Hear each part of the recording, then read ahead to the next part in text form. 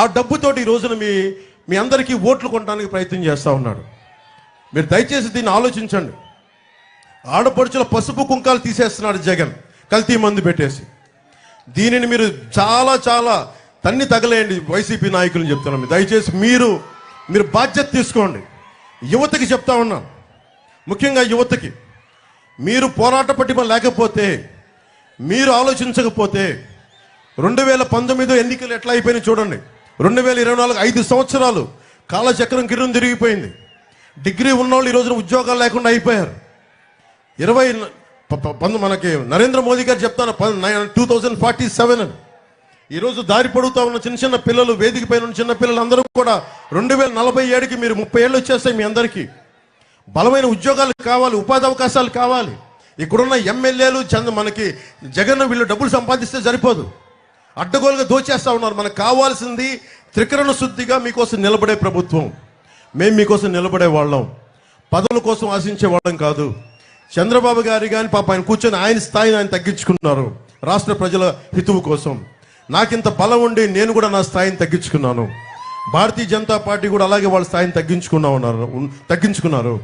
మేమందరం కూడా కలిసికట్టుగా ఎందుకున్నామంటే, ఇక్కడున్న ఆడపడుచు కన్నీరు పెట్టకూడదు, ఉద్యోగులు కన్నీరు పెట్టకూడదు, సకాలంలో జీతాలు రావాలి, ముఖ్యంగా యువతకు ఉపాధి అవకాశాలు రావాలి. ఇక్కడి నుంచి విదేశాలకు వెళ్ళిపోయే అవకాశం ఉంది, కానీ మన స్థానికంగా మన పెడల్లో ఉద్యోగాలు వచ్చే అవకాశాలు లేవు. భవిష్యత్తులో ప్రభుత్వం ఏం చేస్తారని చంద్రబాబు నాయుడు గారు చెప్తారు.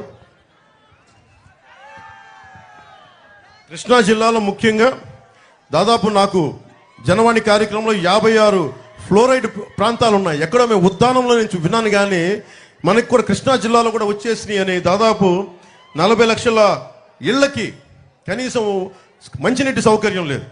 చర్మ వ్యాధులు, కిడ్నీ వ్యాధులు అన్నీ కూర్చొని ఈ ఫ్లోరైడ్ బాధిత గ్రామాలు కృష్ణా జిల్లాలో పెరిగిపోయినాయి. ముఖ్యంగా మచిలీపట్నం, అవనిగడ్డ, పెడన, కొండూరు, కృత్తివెన్ను, మైలవరం, నందిగామ, కంచికచర్లలో ఇవి ఎక్కువైపోయింది. సో దీనికి కారణాలు ఏంటి? దీన్ని కూర్చోబెట్టి పనిచేసే వాళ్ళు కావాలి. అలాగే విపరీతమైన ఇసుక దోపిడీ ఏ స్థాయికి ఉందంటే, మనకి నదుల్లో పాపం యువత స్నానాలకని వెళ్తే 76 మంది చనిపోయారు. యువత ఆ గుంతల్లో పడిపోయి అడ్డగోలుగా తవ్వేస్తే 76 మంది యువకులు చనిపోయారు.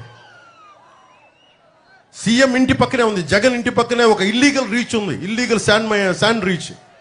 దాన్ని కూడా దృష్టిలో లేదు వాళ్ళకి. అంత అడ్డగోలుగా దోపిడీ చేస్తూ ఉన్నారు.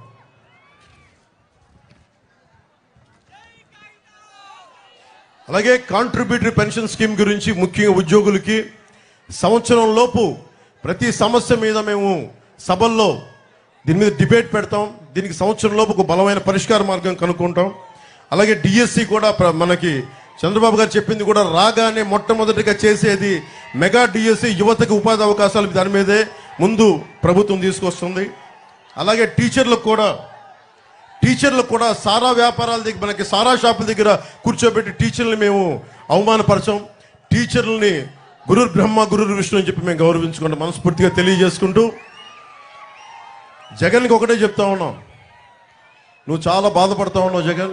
నాకు ప్రత్యేకించి నా మీద నీకు చాలా కోపం పెరిగిపోతా ఉంది, నాకు తెలుస్తూ ఉంది. నీ కోపానికి కారణం నువ్వు ఓడిపోతున్నావు నీకు బలంగా తెలుసు. మా ప్రభుత్వం వస్తుందని తెలుసు.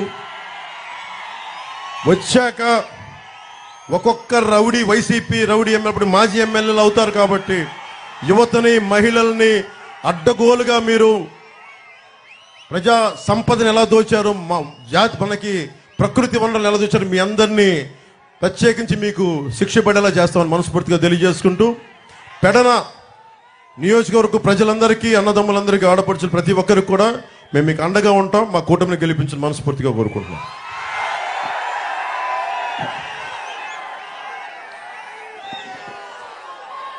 ఏం తమ్ముళ్ళు హుషారుగా ఉన్నారా? ఏమమ్మా